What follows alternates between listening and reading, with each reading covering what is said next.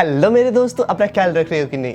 तुम कभी कभी डीमोटिवेट फील करते होगे, लाइफ के अनफेयरनेस के बारे में सोचते होगे। किसी के पास हर वो चीज़, महंगी चीज़ें हैं, महंगा फ़ोन, महंगे कपड़े, और कोई तो गरीब है।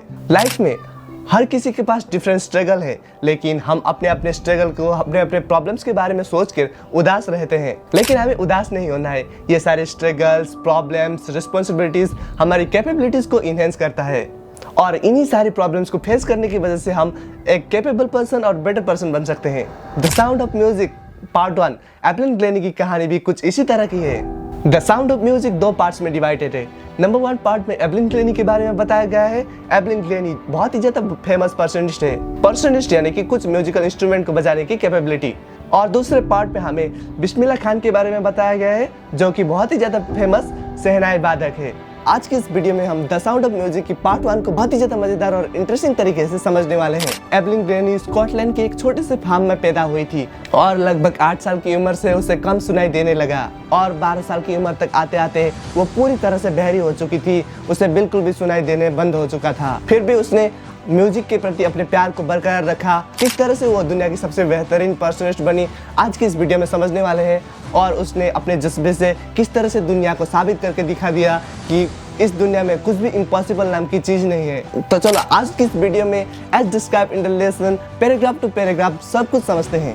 पहला पैराग्राफ कुछ इस तरह से शुरू होता है। अंडरग्राउंड ट्रेन में धक्का मुक्की चल रही होती है। लोगों के भीड़ के बीच एक पतली सी लड़की, लगभग 17 साल की भी कम उम्र वाली लड़की ट्रेन का इंतजार कर रही होती है, और ट्रेन प्लेटफॉर्म की वाइब्रेट होने की वजह से वो ट्रेन आने का फील कर रही होती है। वो दुबली पतली सी लड़की थोड़ी सी नर्वस और साथ ही बहुत ज्यादा एक्साइटेड लग रही थी, क्योंकि आज पहला दिन था prestigious royal academy of music London में।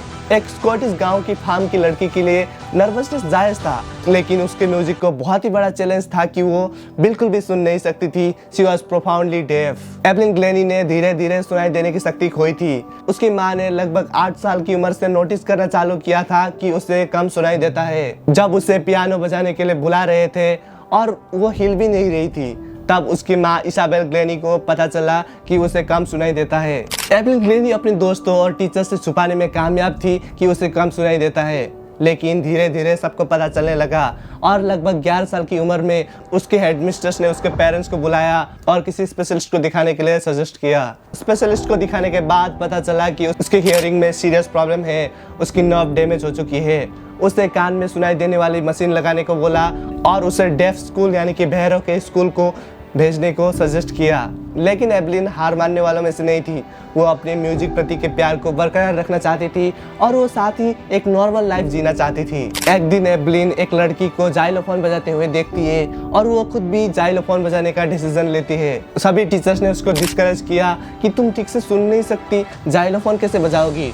लेकिन पर्सनिस्ट रॉन फॉब्स ने उसकी पोटेंशियल को पहचाना और उसे बजाने दिया। रॉन फॉब्स ने 2 ड्रम को डिफरेंट नोट्स में ट्यून किया और एवलिन को बजाने दिया, और उससे कहा कि तुम कानों से सुनने की कोशिश मत करना, तुम अपने शरीर के विभिन्न अंगों से म्यूजिक को फील करने की कोशिश करना। एवलिन को रियलाइज हुआ कि वो बड़े ड्रम्स को कमर के निचले हिस्से से फील कर सकती है और छोटे ड्रम्स को कमर के ऊपरी हिस्से से फील कर सकती है। एवलिन वाइब्रेशन की हेल्प से धीरे धीरे म्यूजिक को फील करके समझने लगी, और उसके बाद दृढ़ निश्चय, डिटर्मिनेशन और हार्डवर्क में वो लीन हो गई। इस इंसिडेंट के बाद एवलिन ग्लेनी ने अपने लाइफ में कभी पीछे मुड़कर नहीं देखा। वो यूनाइटेड किंगडम में यूथ ऑर्केस्ट्रा के लिए गई, तब वो 16 साल की थी, और उसने royal academy of music London में ऑडिशन दिया और सबसे ज़्यादा मार्क्स लाके ऑडिशन को क्लियर किया। वो ऑर्केस्ट्रल सोलो परफॉर्मेंसेस करने लगी, और उसने 3 सालों के कोर्स में ढेरों अवार्ड्स और प्राइजेस जीत लिया। और ये सारी चीज़ों के बावजूद एवलिन कोई बड़ी बात नहीं समझती थी और अपने आप पर घमंड नहीं करती थी। एवलिन कहा करती थी, अगर तुम किसी चीज़ को शिद्दत से चाहो तो पूरी कायनात उसे तुमसे मिलाने में लग जाती है। नहीं, वो तो शाहरुख खान कहता था। एवलिन कुछ और कहती थी। एवलिन कहती थी, अगर तुम मेहनत करो और तुम्हें पता है कि तुम कहाँ जा रहे हो, तो तुम वहाँ पर कैसे ना एक दिन वहाँ तक पहुँच ही जाओगे। एवलिन अपनी मेहनत से मल्टी पर्सनिस्ट बन चुकी थी, और उसने अपना इंटरनेशनल स्टूडियो भी खोला, जो बहुत ही ज़्यादा बिजी रहने लगा। उसके पास इंटरनेशनल स्टूडियोज में बहुत ज़्यादा काम था। ये बहुत ही ज़्यादा दिलचस्प बात है कि वो बिना कुछ सुने इंस्ट्रूमेंट्स को इतने अच्छे से बजाती थी। और एवलिन कहती थी जिसके पास बड़ी दाढ़ी है उसे उसकी बातें समझने में प्रॉब्लम होती थी, क्योंकि वो उसके चेहरे को ध्यान से नहीं देख पाती थी, उसके होठों को ध्यान से नहीं देख पाती थी। वो अच्छे से बोल पाती थी क्योंकि उसे 11 साल की उम्र तक अच्छे से सुनाई देता था और तब तक उससे बोलना भी आ चुका था। लेकिन उसके कुछ ना सुनने के बावजूद वो फ्रेंच और जापानीज में फ्लुएंट कैसे हुई, ये काफ़ी मिस्ट्री की बात है। म्यूजिक के लिए एवलिन कहा करती थी वो शरीर के हर अंग से म्यूजिक को फील करती है। जब वो जाइलोफोन बजाती है तब वो जाइलोफोन की स्टिक से वाइब्रेशन से म्यूजिक को फील करती है। ड्रम के आगे लीन होने से वो ड्रम की वाइब्रेशन को फील कर पाती थी और म्यूजिक सुन पाती थी। वुडन सरफेस पे जूते खोलकर वो नंगे पैरों से वाइब्रेशन को फील करती थी और म्यूजिक को सुनती थी।